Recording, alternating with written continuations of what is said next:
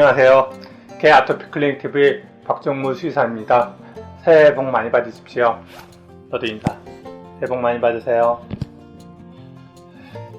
오늘은 제가 개 아토피에 대해서 상담을 하다 보면 최근 들어서 아토피 증상을 보이는 반려견들에게 인섹트 사료를 갖다 먹이는 경우를 종종 보게 됩니다. 인섹트, 다시 말해서 곤충 사료를 먹이면 개 아토피에 도움이 될까요? 오늘은 곤충 사료가 개 아토피에 도움이 되는지에 대해서 말씀을 드려보겠습니다.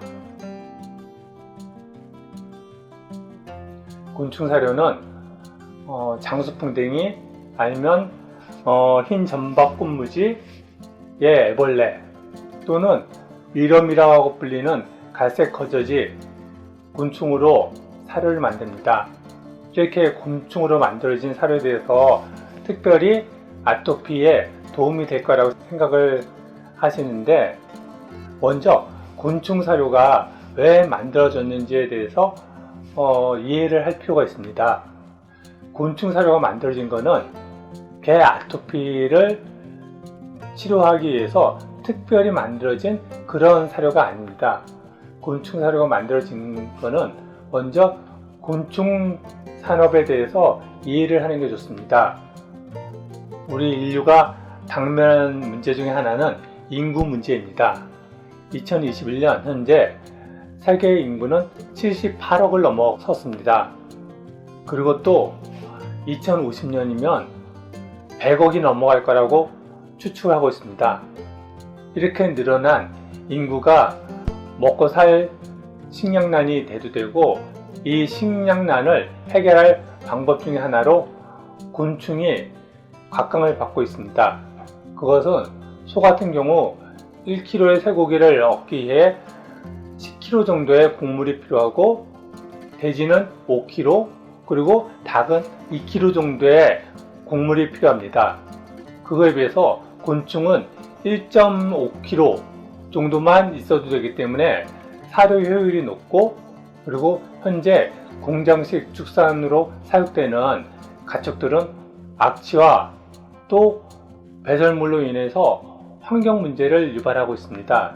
그 밖에 여러 가지 이유로 가축을 대체할 다른 방법을 강구하고 있는데, 곤충이 그런 문제를 해결할 해답으로 여겨지면서 지금 요 그래프에서 보는 것처럼 우리나라에서 곤충 산업이 크게 증가하였습니다. 우리나라뿐만 아니라 보시는 것처럼 전 세계적으로도 곤충 산업이 증가하였습니다.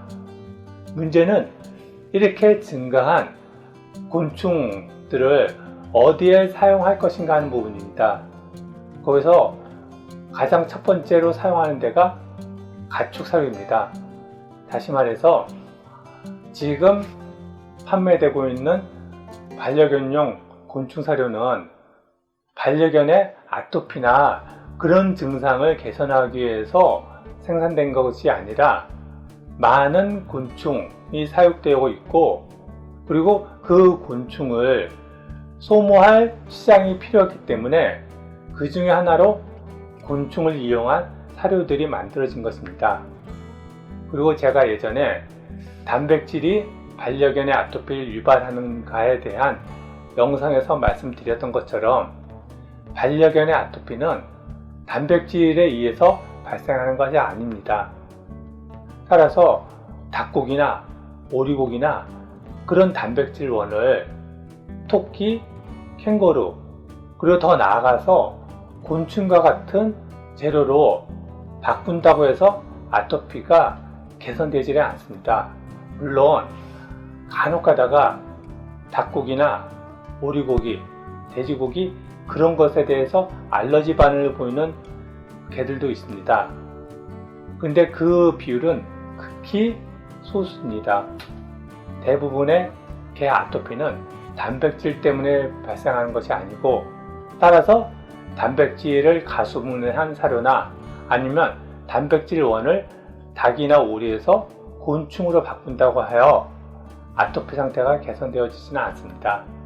따라서 곤충 사료에서 해답을 찾는 것보다 제가 지금까지 반복적으로 말씀드렸던 아토피를 유발시키는 근본적인 여러 가지 원인들, 특히 사료첨가제나 방부제, 그리고 환경에서 접하게 되는 미세먼지, 그리고 휘발성 유기화합물, 그런 아토피의 근본 원인을 차단해 주려고 노력하는 것이 좋습니다. 오늘은 개 아토피에 곤충 사료가 도움이 되는지에 대해서 말씀을 드렸습니다. 저희 개 아토피 클리닉 TV는 지속적으로 개 아토피에 도움이 되는 정보를 제공해 드리려고 노력하고 있습니다. 개 아토피에 대해서 궁금한 사항이 있으면 댓글로 물어보시면 답글을 남겨드리겠습니다. 또 도움이 되셨다면 구독과 좋아요 부탁드립니다. 감사합니다.